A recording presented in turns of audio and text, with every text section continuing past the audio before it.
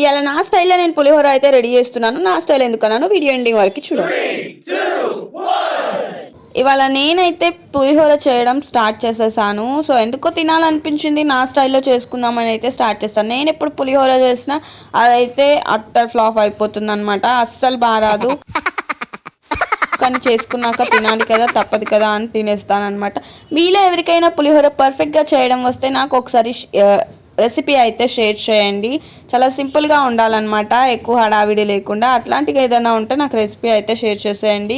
ఇంకా నేనైతే ఇక్కడ ఫాస్ట్గా రెడీ చేయడం అయితే స్టార్ట్ చేసేసాను. ఆల్మోస్ట్ అంతా రెడీ అయిపోయింది. పసుపు ఉప్పు వేయడం అయితే మర్చిపోయాను అనమాట. ఇంకేం చేస్తాము, లాస్ట్లో అయితే యాడ్ చేసేసుకున్నాను, వేయకపోతే బాగోదు కదా. ఇంకా లాస్ట్లో పులిహోర కలిపేటప్పుడు చూపిద్దాం అనుకున్నాను కానీ వీడియో తీసే వాళ్ళు ఎవరు లేకుండే. సో ఇంకా లేట్ అయిపోతుంది అని ఫాస్ట్గా కలిపిన తర్వాత అయితే మీకు ఇలా చూపిస్తున్నాను. పులిహోర ఎలా ఉందో కామెంట్ బాక్స్లో కామెంట్ చేయండి.